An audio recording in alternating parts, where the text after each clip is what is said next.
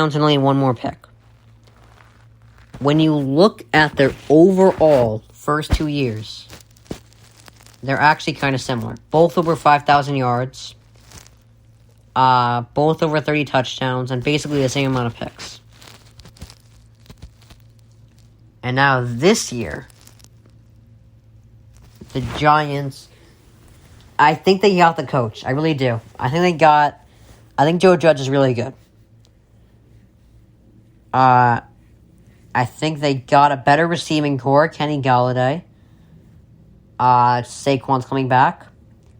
And I think their defense is pretty good, actually. I think they're like top 10 about. They were 9th last year in total defense.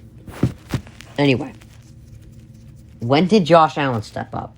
When Stephon Diggs came to town and when Sean McDermott came to town. And when his defense got better. That's when Josh Allen became Josh Allen. I think it's a little similar with Daniel Jones. I think he can have a breakout this year. I'm going to remain hopeful on that. You guys can bash this take all you want. I really don't care. I'm not comparing him to Josh Allen. I'm not saying he's going to have an MVP year like Josh Allen did this year. I just think he's going to step it up a lot. Like, I think it's going to be similar to Josh Allen's sophomore year. Like Josh Allen, 20 touchdowns, 9 picks, to his 10 touchdowns, 12 picks the year before. I think he'll just have a little bit of a step up. And I think it's going to be enough for him to stay on the team. Alright.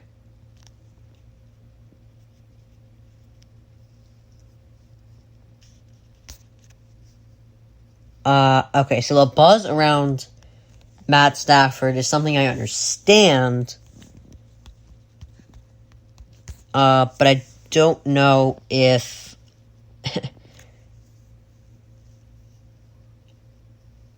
I would be buzzing around him this much. I think this is a little excessive. I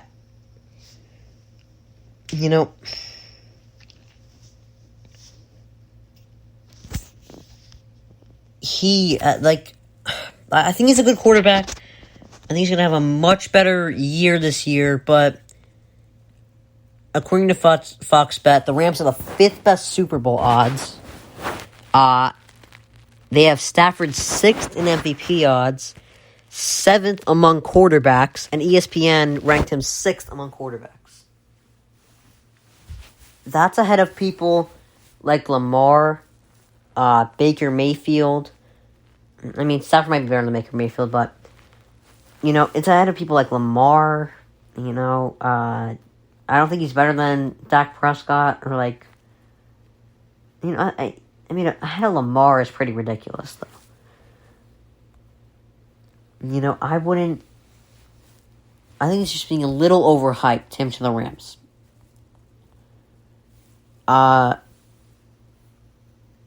He's good. I just don't think he's they're acting like he's a savior to the franchise almost. It's like all of a sudden, they got Stafford there, and he's better than Goff. It's no debate. But he's just not.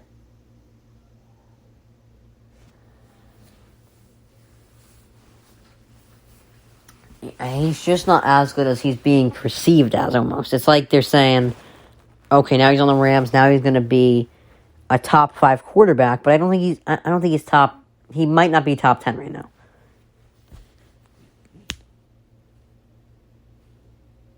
All right.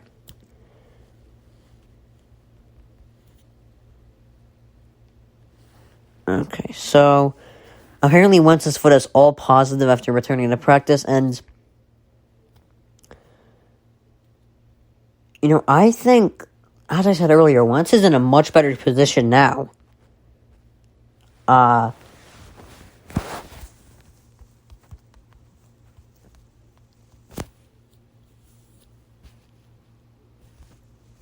Than he was a couple years ago.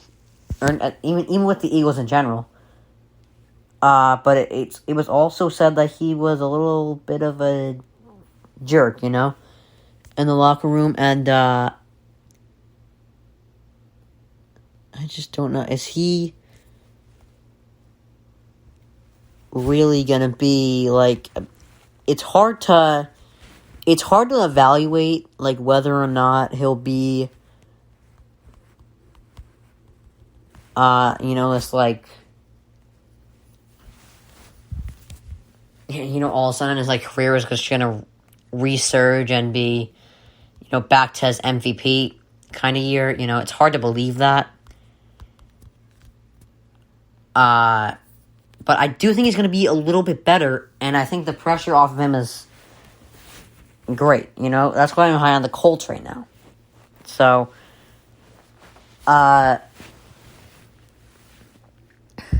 Carson Wentz, I think will be a lot better this season, but I don't think he's just going to automatically be an MVP candidate. All right. By the way, I'm going to count down my top 10, since there's going to be a top 10 coming out soon. Based on the players that are left in there, I'm going to rank them 10 to 1. All right.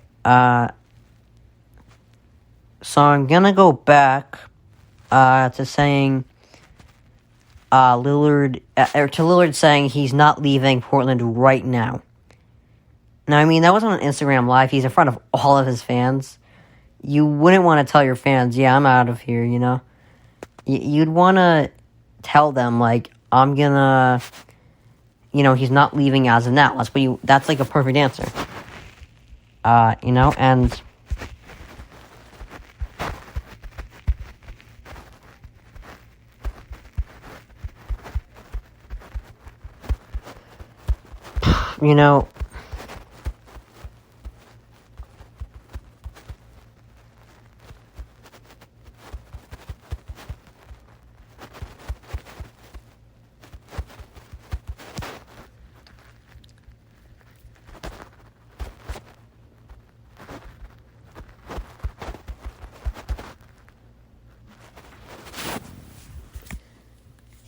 sorry, I'm distracted. I'm looking at my top 10 players, just making sure it's good.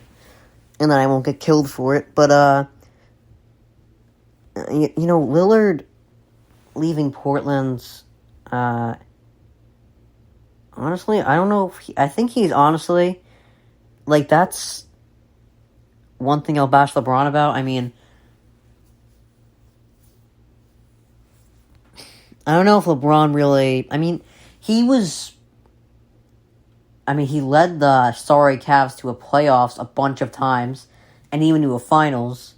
So he did build up a little credibility to kind of go on and say, I'm going to just leave this team now. And Lillard has done that a lot more, though. Like, he has given this team 9 years of hard work, and he can just kind of say that to the general manager. Like, I've given you guys 9 years of hard work. You guys had 9 drafts, 9 free agencies. That's 18 chances to get him a star, because it became clear after a bit that CJ McCollum wasn't going to cut it. Someone else had to play for them. And they never did it. They never got him any other help other than McCollum. Alright. So I'm going to count down my top 10 players right now based on the guys that are left. Alright, so number 10 is TJ Watt. I think he should have been Defensive Player of the Year. I think Donald's a better player overall, but I think this year, Watt had him beat in almost everything. But, Donald's going to come up in later in this list, but Watt, I just can't put him ahead of any of these other guys that had... everyone else on this list had, like, a historic season almost. So, can't rank him any higher than 10. Number 9 is DeAndre Hopkins. He had a typical DeAndre Hopkins season. I can't really say he's going to go higher than this, because everyone else had a historic season, not a typical Hopkins season.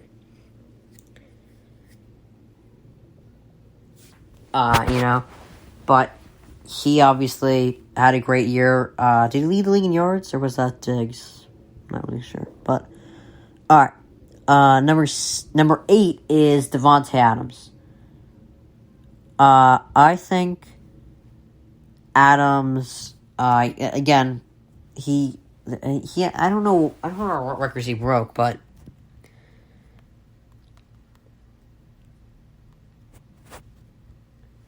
let me see, what records did he break?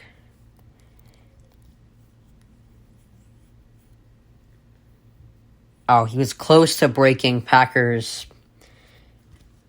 Oh, did he do it? I don't know if he did, but he was on the verge. I think he tied Sterling Sharp for the amount of receiving touchdowns by a Packer.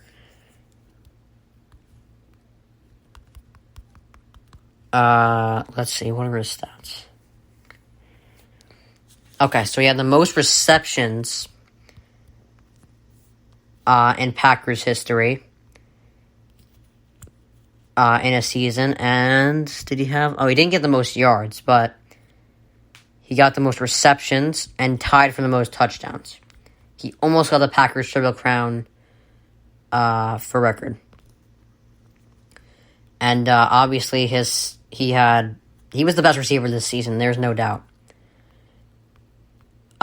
18 touchdowns, led the league, 115 receptions, 1,374 yards, I have to rank him in top 10. He has to be ahead of Hopkins, but I did not... I debated putting him at 7, but I think I'm putting this guy ahead. Josh Allen is number 7. And, Josh Allen, this was his best season yet. Honestly, if it were fantasy, he'd be my number 1 quarterback. Honestly.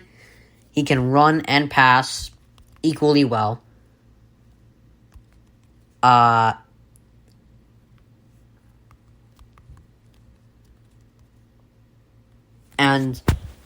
this season, it was his first Pro Bowl. He went 13-3, 69% completion percentage, 37 touchdowns, 107 quarterback rating.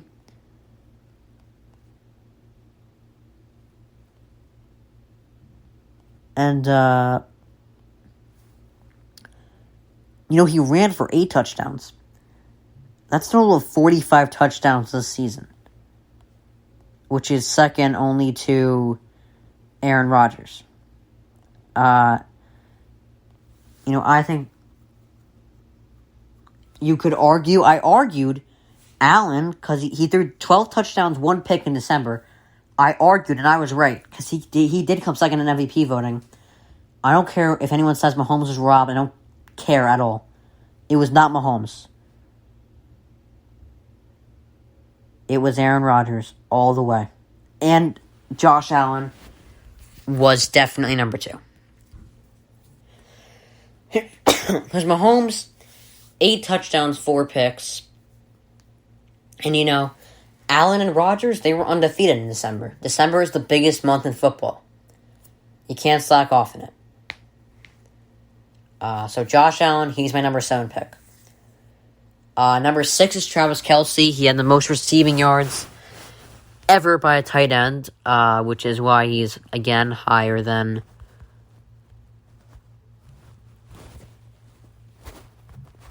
people like Hopkins and all that. But this year, how many touchdowns did he have? 11. 11 touchdowns, 1,400 yards, 105 receptions. He was literally a real live video game this season. Therefore, he is my number 6. And I just mentioned real live video game, but I don't know if anyone defines real live video game more than Derrick Henry. This guy's nickname is literally King Henry. He ran for 2,000 yards this season, 17 touchdowns.